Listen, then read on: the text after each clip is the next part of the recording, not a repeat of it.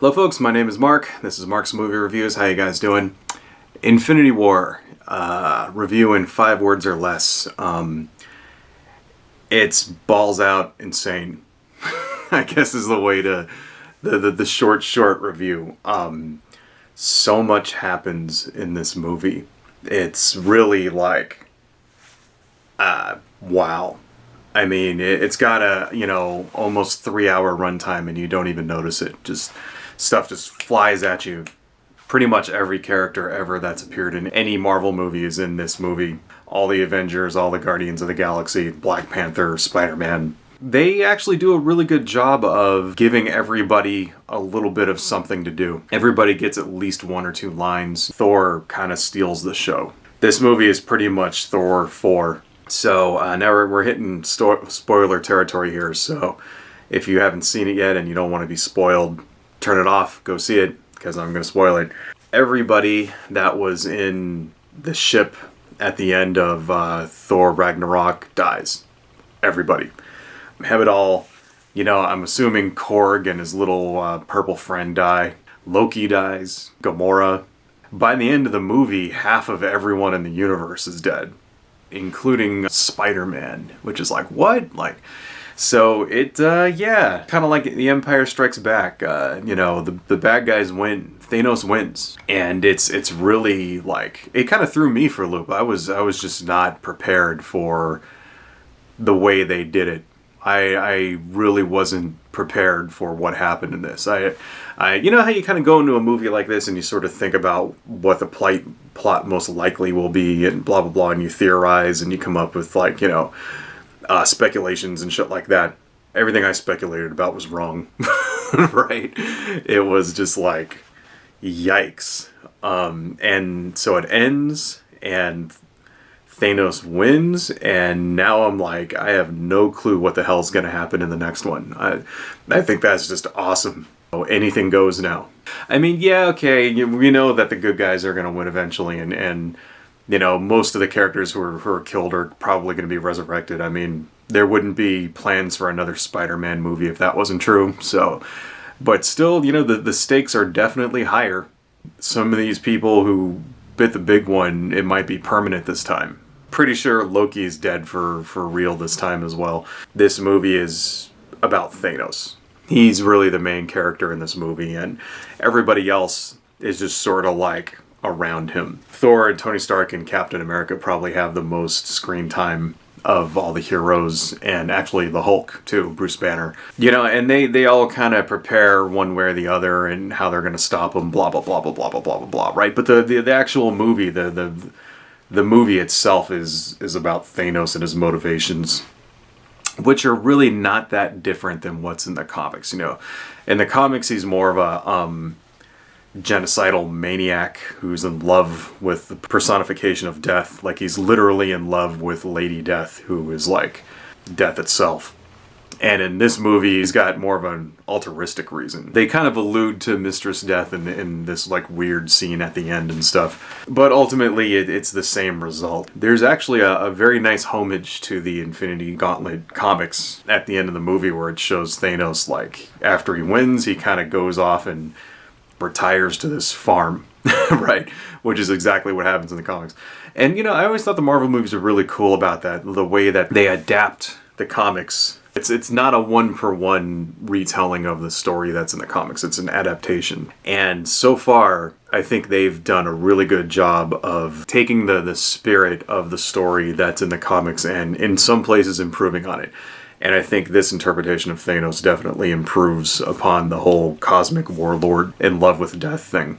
Besides Thanos, Thor probably gets the biggest amount of development in this one too. He's pretty much lost everything, and they follow him in his quest to get a new hammer. They go to the dwarf planet. Peter Dinklage is there, fucking Tyrion from Game of Thrones, right? And it's funny because, he's a dwarf, but in this one he's actually a giant. It's like dwarves in the Marvel Universe are like 15 feet tall or something, right? That's kind of funny, like little, role reversal there. They forge him a new hammer, which is Stormbreaker, for you comic nerds out there like me, you know that Stormbreaker is actually Beta Ray Bill's hammer. And it actually looks really close to the Ultimate Thor's hammer. And they sort of allude to this being even stronger than, you know, Mjolnir. And at the end, it actually comes close to killing Thanos. And it's kind of like they allude to Thor being as, you know, really strong. Thanos has all the gems and he's not able to stop the hammer from hitting him and almost killing him. And it's so Thor just rules in this movie. Thor really just kicks fucking butt. So I can't wait to see what they do with him in the next one. Iron Man also, Tony Stark, his character gets a lot of development too. They kind of show how powerful the armor that he has actually is, because he kind of goes one-on-one with Thanos for a little bit. At this point, Thanos doesn't have all of the gems, and Tony has this nanoparticles that make up his suit, which is also one from the comics as well, so he can form weapons out of it. And he like very nearly closely beats Thanos just all on his own. Really awesome scene that they're on Titan and there's like, you know, they're dropping spaceships on each other and Thanos breaks up a piece of the fucking moon and throws it at him, and Tony Stark is flying through and hitting him it's awesome as hell. Lots of scenes like that, lots of little scenes where they recreate famous panels and things like that, you know, for the people out there that kind of follow all the comic minutia. You know, this is the time when that kind of thing pays off, right? When you get all the little in jokes and you know, homages and stuff. In fact, I think I might have to see it again just to pick up on all of it, because there's just so much. I mean, I really can't emphasize that enough, is that a lot happens in this movie. And if I had to give it a negative, I would say that would be almost a negative, is that it gets to be, like I said before, a little overwhelming. And by the end of the movie, you're kind of like tired. Physically tired because the shit's 3 hours long. It's like you're physically exhausted, but also emotionally and mentally exhausted by the end too, because the end is fucking gnarly. Just like, ugh, like... They lose and Thanos snaps his fingers and kills half of everyone in the universe, and like you just see people like Spider-Man just kind of turn into dust and fly away, and you're just like, oh man, you know, it just grabs you right, you know. It's like the opposite of a nerdgasm, right? It's like, no, you know, and that kind of leads me to you know, to what I said before, like, what the fuck's gonna happen? What's gonna happen in the next one, you know? They killed off half of the cast, right? So I don't even know. How are they gonna... I don't even know what's gonna happen, you know?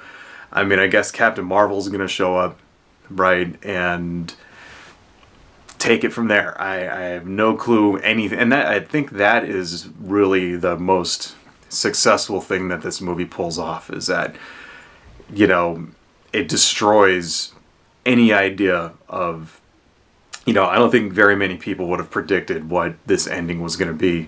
And now there's going to be all these fan theories, right, about what's going to happen in part 2. And who even knows, because they basically killed off all the characters that you thought were going to survive.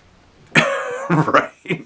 And so who knows what's going to happen. And it makes me more excited to see the next one. So...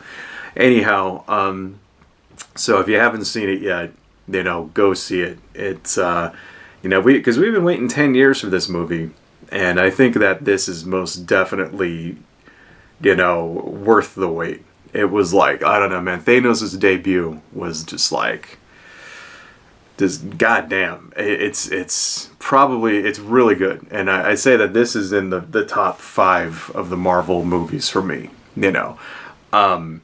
Me personally, my favorite of all the MCU movies, properties, movies and TV shows and things, my favorite is probably the Captain America movie, the first one. You know, Captain America First Avenger. And second one is probably Doctor Strange. And then third is either Black Panther or Guardians of the Galaxy. And I would put this in the same tier as those 3. So it's as good as Black Panther. It's as good as Guardians of the Galaxy. It's, I don't know, man. It's definitely like, you know, damn, go see this fucking movie. Adios, folks.